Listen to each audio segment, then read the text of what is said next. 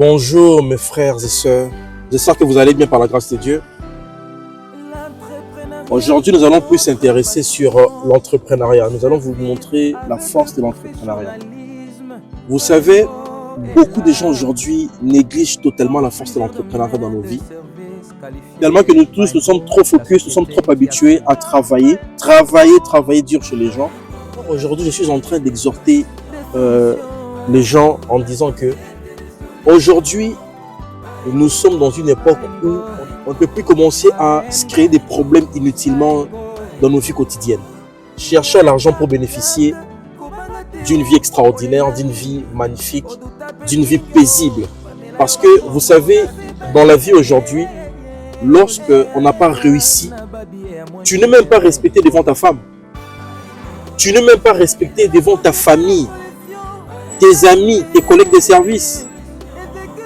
Quelqu'un peut travailler, mais il n'a pas réussi. Ça ne veut pas dire que si vous voyez quelqu'un travailler, partir au travail le matin et revenir le soir, il a réussi sa vie. Ou bien que ce travail-là est en train de lui plaire. Détrompez-vous. Il y a aussi d'autres personnes qui partent au travail, mais le travail, ça ne lui plaît pas. Au contraire, il part parce qu'il doit payer ses factures. Il doit payer la maison. Il doit aider la famille. Moi, j'ai commencé l'entrepreneuriat trop jeune. Vous savez, je vais vous dire une vérité. Si vous voulez faire de l'entrepreneuriat, sincèrement, soyez concentrés. Et puis, évitez les mativues. Évitez les entourages qui vont vous décourager inutilement. Évitez les causeries bêtes. Concentrez-vous à aimer Dieu. Aimer Dieu, ce n'est pas seulement d'être pasteur. Whatever. Même si vous l'êtes aussi, c'est pas aussi mauvais. L'entrepreneuriat, il ne suffit pas d'avoir 1000 $. Non, même pas 500 $. Vous écrivez vos idées.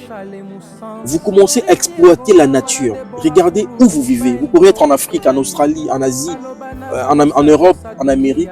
Exploitez juste la nature. Regardez, ici je peux faire quoi? Comment je peux faire pour réussir? Comment je peux faire pour ça? Moi, je fais ça. Je suis l'image de l'entrepreneuriat. Je suis l'image du courage. Je suis l'image d'un très jeune garçon courageux. Dès qu'aujourd'hui on a grandi, on a des familles, il y a des enfants, il y a beaucoup de choses. Mais pour arriver à ces stages, voilà ce que j'ai commencé avant. C'est ça. Le courage. Voilà encore l'autre. C'est ça. Voilà encore. C'est ça. Voilà encore. C'est ça. Toi qui me suis en ce moment, toi qui me regardes, aie le courage de créer l'entreprise. Aie le courage d'affronter la vie. N'aie pas honte des amis. N'aie pas honte des gens.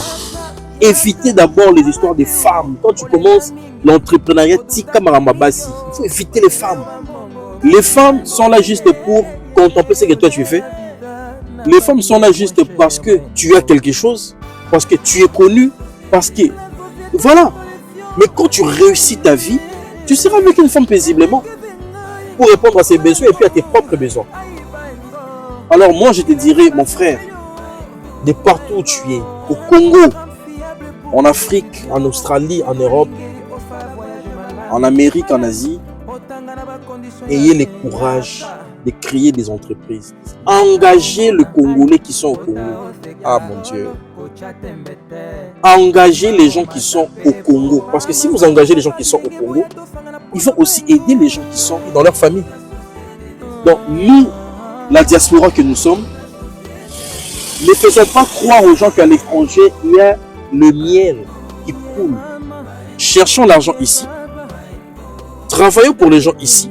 Mais créons des entreprises dans nos pays d'origine. On peut beau parler des États-Unis. Non, c'est beau, c'est bien. Il y a tout, machin, truc. Ici aussi aux États-Unis, quand tu ne travailles pas, mes frères, mais t'inquiète pas, tu vas souffrir, tu vas galérer. Ici aux États-Unis, quand il n'y a pas le travail, tu ne payes pas des factures, tu ne payes pas la maison. Qui va venir t'aider? Personne. Personne ne viendra t'aider, personne. Que vous soyez en Europe aussi, quand vous ne travaillez pas, que vous soyez en Asie, en Australie, en Afrique, lorsqu'il n'y a pas de travail, personne ne viendra payer tes factures, ni la maison. Donc il faut bosser, il faut travailler. Ici, il y a des gens, qui travaillent à 15 $ l'heure, à 10 $ l'heure, à 9 $ l'heure. Il y a aussi de ceux-là qui travaillent à 20 $ l'heure, 25 $ l'heure, 30 $ l'heure, 50 $ l'heure. Maintenant, posez-vous seulement des questions. Posez-vous des questions. Si par exemple, moi, Richard, ou bien moi, la personne qui me suit, je ne travaille pas, comment je vais aider la famille? Et puis aussi les gens qui sont en Afrique, vous voyez quand une personne vous envoie 20 $ venant de l'extérieur. Moi, je parle plus des États-Unis parce que moi, j'ai vu ici aux États-Unis. Quelqu'un qui t'envoie 20 $ et que tu dis, ah, paie-moi 20 $. Ah, il m'a donné 20 $. Hein? Ici, c'est 1 heure. 20 $, c'est 1 heure de son travail. Donc, si tu envoies 40 $, c'est 2 heures. Il sacrifie les 2 heures pour t'envoyer. Il faut quand même lui dire merci. S'il pense d'avoir 100 $ venant d'ici, mon frère, je te dis, il faut dire merci. Parce qu'ici, il sacrifie une journée. Imagine. Donc quand quelqu'un vous envoie 200 $, 500 $, 1000 $, il faut dire merci à Dieu. Même la personne qui t'envoie 20 $, 10 $, il faut dire merci. Merci à Dieu. Parce que les autres, ils sont là, ils travaillent pour 10 $ l'heure. Hein. 10 $ l'heure. Donc, il faut remercier l'Éternel, il faut remercier Dieu. Parce que vous avez des frères, vous avez des sœurs à l'étranger. Il faut dire merci à Dieu. Il faut beaucoup prier pour eux. Que Dieu puisse leur donner une très longue vie. Qu'ils puissent encore avoir des bons travails. Qu'ils puissent encore avoir beaucoup d'idées. Tu vois, il y a des autres qui sont aux États-Unis, qui sont au Canada et partout. Lorsqu'ils sont en train de travailler ici, ils ont l'argent. Ils sont en train d'aider leur communauté en Afrique.